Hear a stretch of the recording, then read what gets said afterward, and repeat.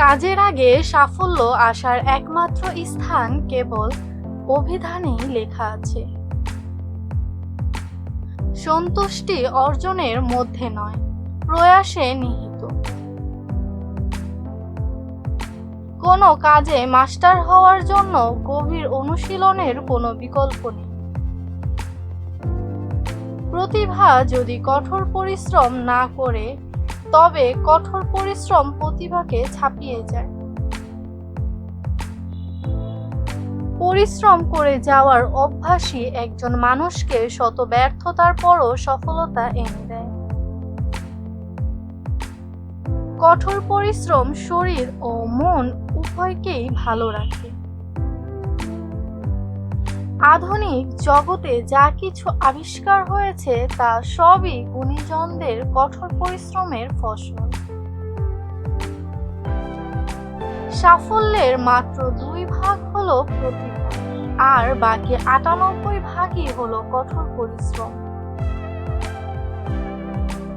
পরিশ্রম কখনো অবসাদ নিয়ে আসে না, যা আনে তা হলো সন্তুষ্টি। লক্ষ্যে পৌঁছানোর কঠোর পরিশ্রম ও চেষ্টার মধ্যেই গৌরব নিহিত, লক্ষ্যে পৌঁছানোতে নয়। পৃথিবীতে এক এবং অদ্বিতীয় শক্তি হলো পরিশ্রম। সাফল্যের স্বপ্ন না দেখে সফল হওয়ার জন্য দিনরাত পরিশ্রম করে যাওয়া উচিত। পরিশ্রম কখনো কাউকে বিশ্বাসঘাতকতা করে না, এবং পূর্বেও তা কখনো করেনি। মানুষের চরিত্রকে উজ্জ্বল এবং পরিস্ফুট করে তুলতে পরিশ্রমের কোনো বিকল্প হয় না।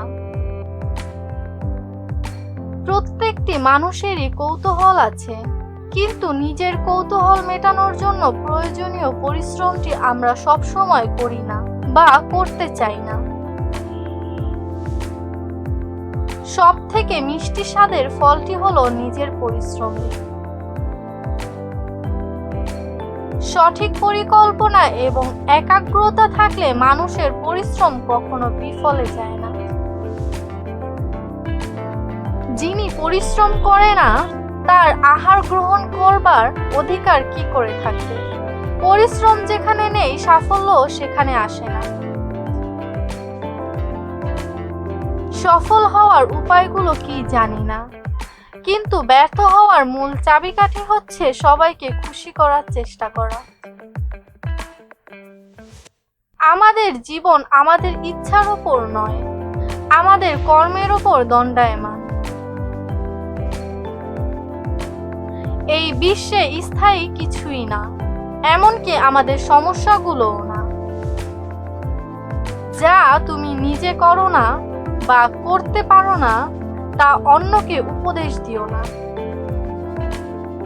ধৈর্যশীল ব্যক্তির ক্রোধ থেকে সাবধান। সৎ পরামর্শের চেয়ে কোনো উপকার অধিক মূল্য নয়। যদি সর্বোচ্চ আসন পেতে চাও, তাহলে নিম্ন স্থান থেকে আরম্ভ করো।